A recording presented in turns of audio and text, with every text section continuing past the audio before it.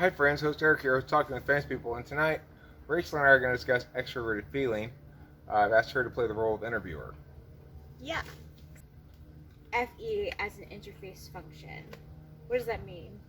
Okay, so I talk about there being four kinds of function: deliberation function, knowledge function, action function. Those three are fairly easy to understand. Extroverted sensing is taking action in a physical plane.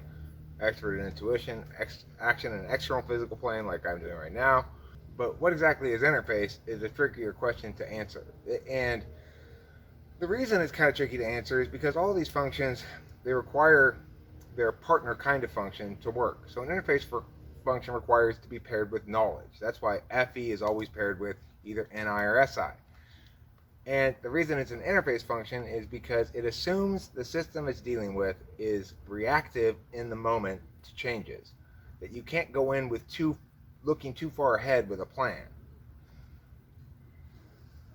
So FE goes along with, you were saying, FE is going to go with NI or SI. NI or SI. An interface function always goes with the knowledge function. Okay. Now, let me give an example of something that doesn't require an interface.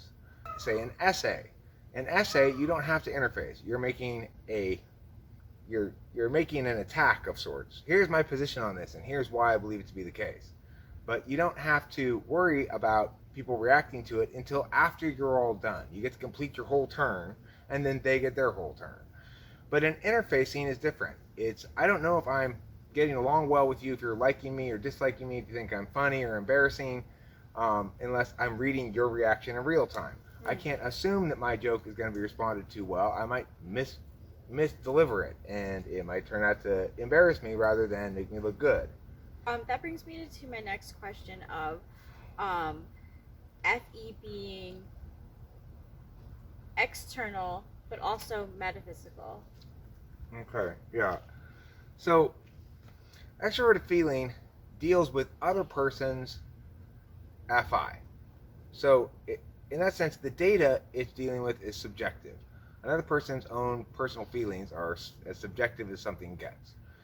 But it's rendering it into an objective form. That is to say, something universal, such as resentment or anger or love or whatever. And that's what makes it predominantly metaphysical. It's metaphysical because you're using universal cues rather than your particularist knowledge, as you would if you were to ask them.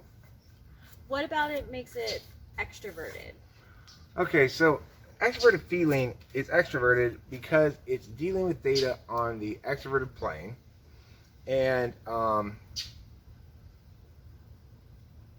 interfacing with it. So, in other words, if I'm trying to figure out how something is playing in a room socially, I have to look to the external data points, namely their faces, expressions, body languages. Everybody's looking at me like this, then it's not playing very well. So what makes it extroverted in that instance is that my attention has to be on the data in the external field. Now, what makes extroverted intuition extroverted, in contrast, is that the attention is putting information on the external field. Now, so would that lead to being it extroverted?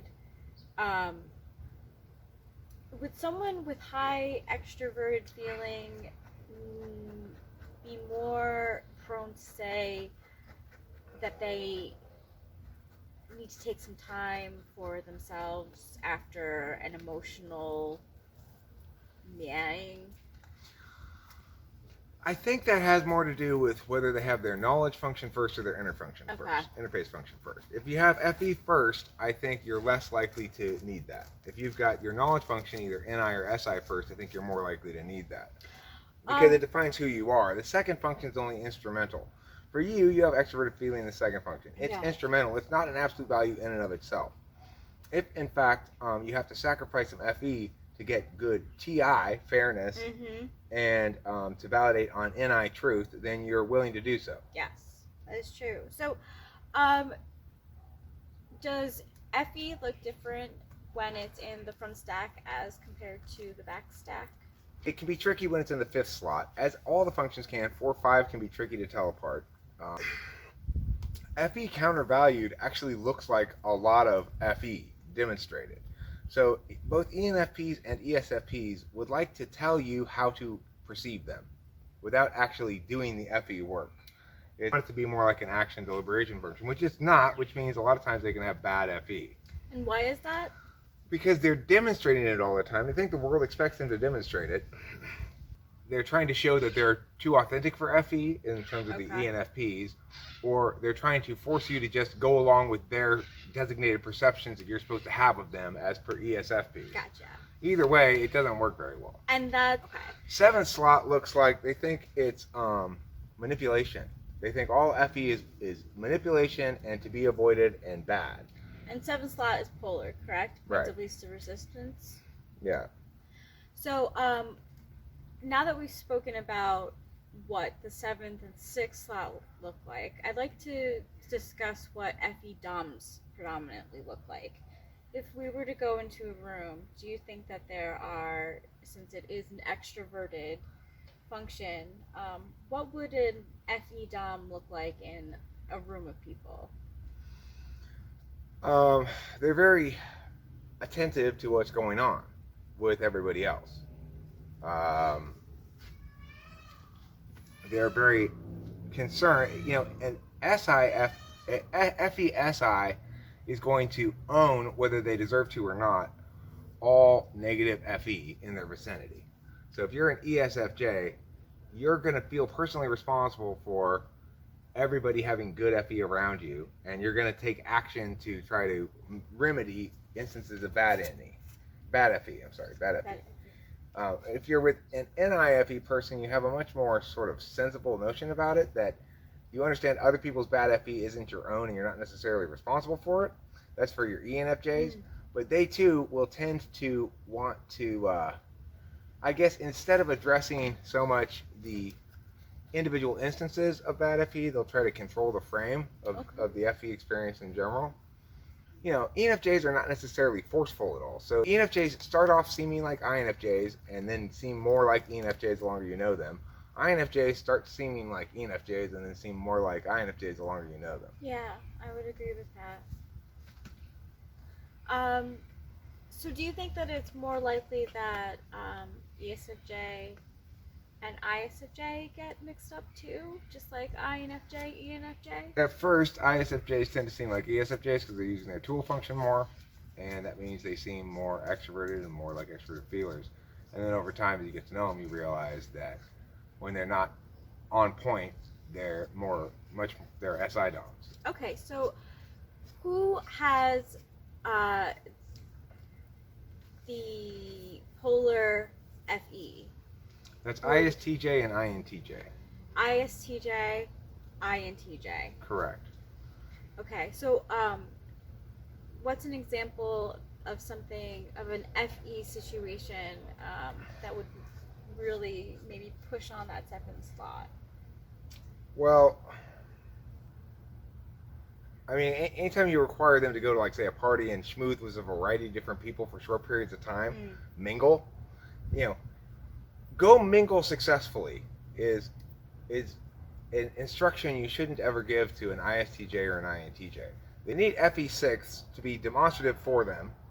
It's going to be bad, as I indicated, but they don't notice because they're 7th, and it both sort of clears the FE path for them, and it doesn't hold them accountable for bad FE because 6 countervalues it too.